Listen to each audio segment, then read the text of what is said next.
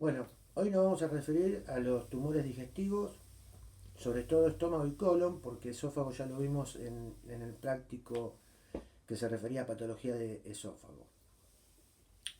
Comenzamos con los tumores de estómago.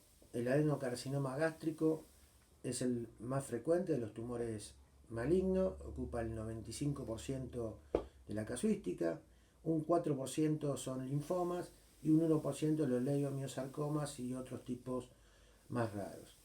El adenocarcinoma ha ido disminuyendo su incidencia en los últimos años, no se sabe muy bien por qué.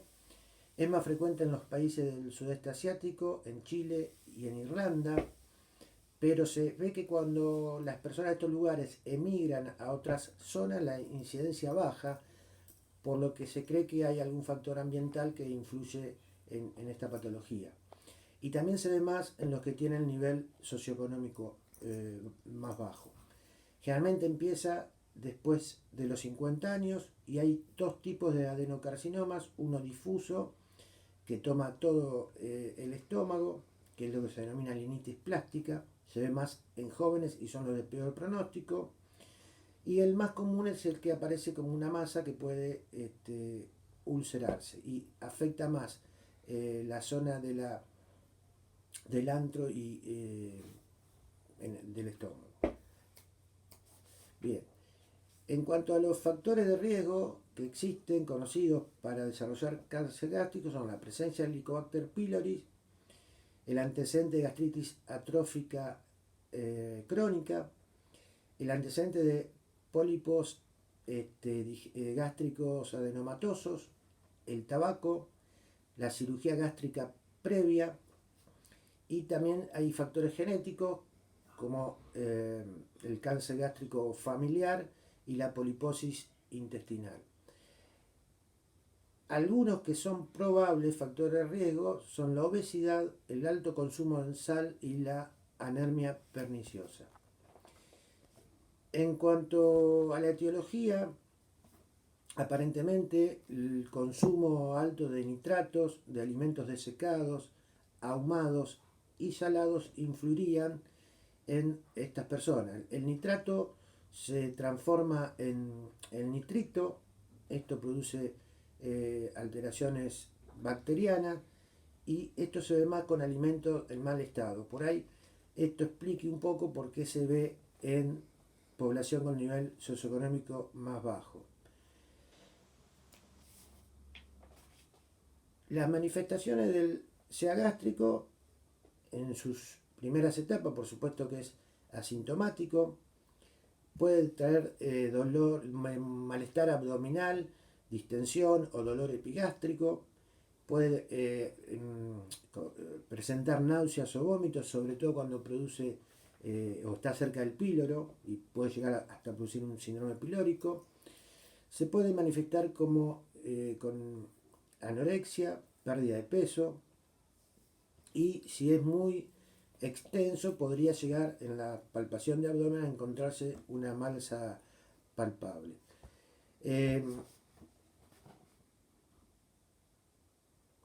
Estos tumores también pueden manifestarse con una hemorragia digestiva alta o a veces, si la pérdida sanguínea es lenta, con una anemia de tipo ferropénica. El adenocarcinoma gástrico puede infiltrar órganos vecinos como el páncreas, el colon, el hígado, linfáticos abdominales, perigástricos y alguno que es bastante característico es el supraclavicular izquierdo, denominado ganglio de Virchow. También puede infiltrar el peritoneo, la pared abdominal,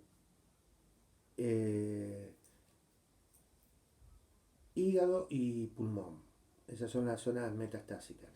El diagnóstico, por supuesto que se va a hacer por una videoendoscopía digestiva alta y la toma de biopsias. También a veces es útil la ecoendoscopía que sirve más que nada para ver el grado de profundidad que tiene el tumor. También se debe realizar un TAC con y sin contraste,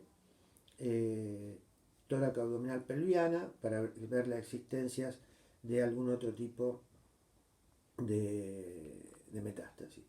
En cuanto a marcadores biológicos, no hay un marcador biológico claro para el adenocarcinoma. El tratamiento del adenocarcinoma gástrico puede ser endoscópico cuando el paciente tiene lesiones menores a 3 centímetros y no hay presencia de metástasis, y que sea un tumor bien o medianamente diferenciado.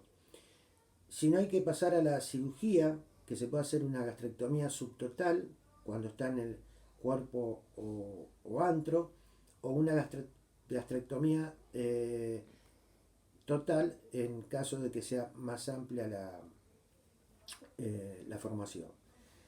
Esto se puede ayudar con quimioterapia, con 5-fluoruracilo, y también en algún caso con radioterapia. En cuanto a otro tipo de cirugía, puede llegar a ser requerida en el caso del síndrome pilórico, por ejemplo, o en alguna hemorragia incoercible. Y también en el caso de la linitis plástica con una gastrectomía total. Bien. Algunas palabras de los otros tumores, que el linfoma gástrico dijimos que es un 4% aproximadamente de los tumores de estómago. Es la localización extragangliar más frecuente del linfoma, y la clínica es similar al adenocarcinoma, y el diagnóstico diferencial va a ser a través de la veda y de la biopsia que se realice. Bien. En cuanto ahora, vamos a pasar al cáncer de colon. Es uno de los tumores más frecuentes en nuestro país, es el tercero después del de mama y el de próstata. Generalmente aparece después de los 50 años. Hay un estudio que saca en la Ciudad de La Plata que muestra una incidencia de 30 casos cada 100.000 habitantes. Los pólipos que aparecen en colon son de 3 tipos. Tenemos los amartomas, los pólipos hiperplásicos y los pólipos adenomatosos. Estos últimos son los que en realidad son premalignos, y se calcula que menos de un 1% va a malignizar. Los pólipos pueden ser de tipo pediculado o sésiles. El sésil es el que tiene más frecuencia de cancerización. En estos pacientes con pólipos deberíamos hacer una endoscopía, una videocolonoscopía, entre cada 3 a 5 años, depende del caso, para hacer el seguimiento. En cuanto a la etiología del cáncer de colon, hay factores que tienen que ver con la alimentación. Está visto que las poblaciones con un incremento en el consumo de carnes y grasa animal tienen un mayor posibilidad de presentar cáncer de colon. Esto tiene que ver más en las zonas urbanas y con mayor nivel socioeconómico, y también se asocia más a los pacientes con insulinoresistencia. Eso es cuanto a los factores ambientales. Hay también un factor importante que es el hereditario. El 23%, 25% de los pacientes con cáncer de colon tienen antecedentes familiares. Entonces, los factores de riesgo para desarrollar cáncer es el consumo de carnes rojas y grasas, las dietas hipocalóricas, la obesidad, el sedentarismo, también el tabaco y el alto consumo de alcohol, sobre todo en el de recto. Habría factores protectores. Se ve que las personas con alto consumo de frutas y verduras tienen menor incidencia, y en el consumo de antiinflamatorios de DAINE en forma crónica también disminuye la incidencia del cáncer de colon. En cuanto a los tumores que tienen que ver con lo hereditario, hay 2 tipos. La poliposis de colon, que pueden aparecer cientos de colon, tiene una transmisión autosómica dominante, se ven jóvenes, y muchas veces hay que llegar a la colectomía total en estos casos porque la posibilidad de cáncer de colon es muy, muy alta. Y hay también un síndrome de hereditario sin poliposis, que también se denomina síndrome de Lynch, que es autosómico dominante. Y en general se caracteriza porque uno encuentra 3 o más familiares con antecedentes de cáncer de colon y familiares directos con cáncer de colon.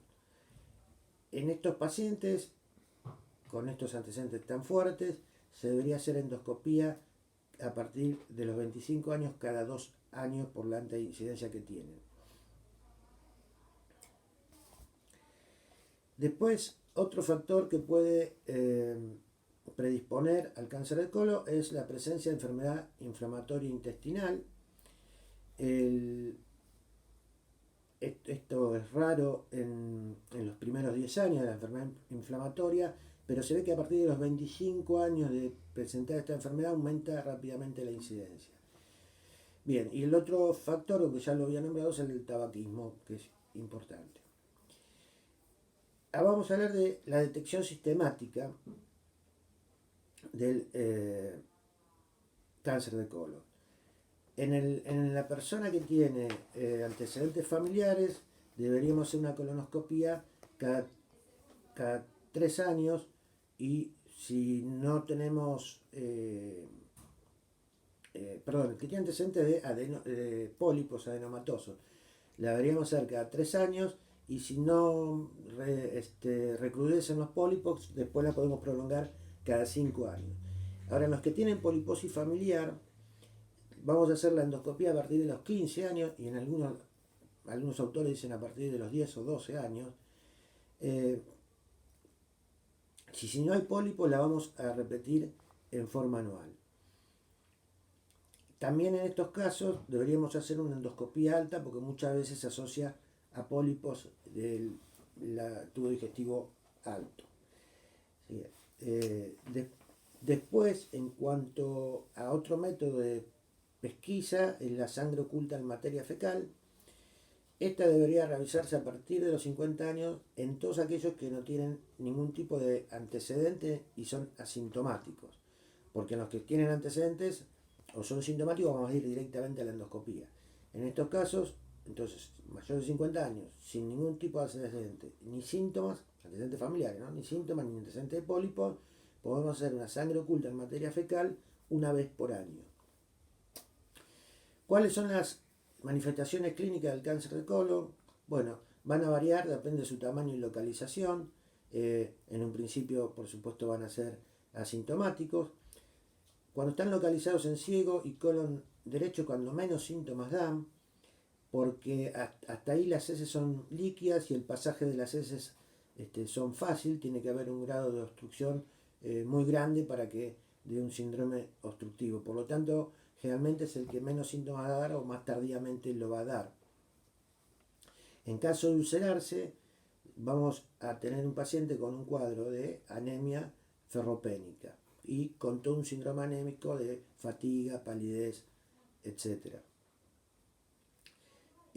Muchas veces el sangrado de estos pacientes es intermitente, por eso a veces la sangre oculta puede ser negativa o ser un falso negativo, porque en realidad no pescamos en el momento del sangrado. Y si el sangrado es importante, se va a manifestar como una hematoquesia. Cuando está ubicado el recto sigmoide, la manifestación puede ser la hematoquesia, puede ser el tenesmo, y también, que es fundamental, la alteración del hábito evocatorio. Pacientes que nos van a decir que están alternando periodos de constipación con periodos normales o con periodos de diarrea.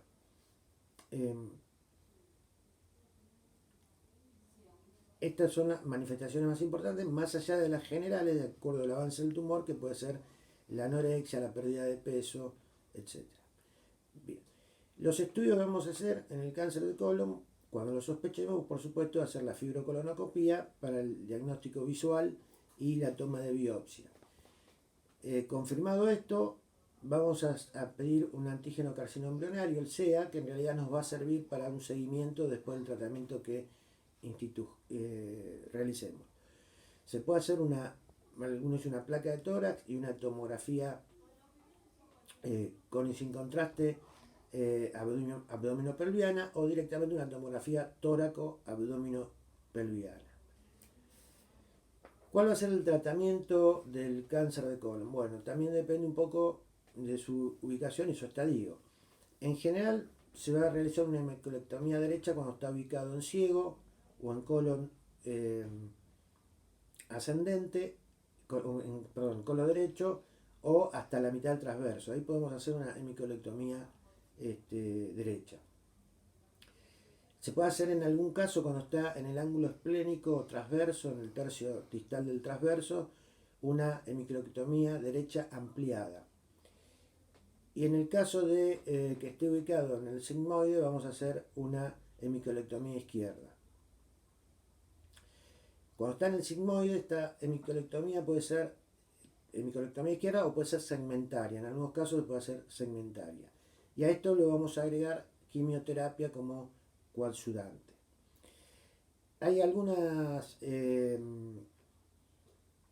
intervenciones que podemos hacer que son paliativas, por ejemplo, el stent endoscópico, cuando hay casi una obstrucción total y es un paciente que no está con posibilidades quirúrgicas, y también el uso de la quimioterapia en estos casos puede ser paliativa, y la radioterapia para disminuir, sobre todo en recto puede servir para disminuir el tamaño tumoral. Bueno, hasta acá es un resumen del cáncer de estómago y cáncer de colon, y nos vemos en la próxima.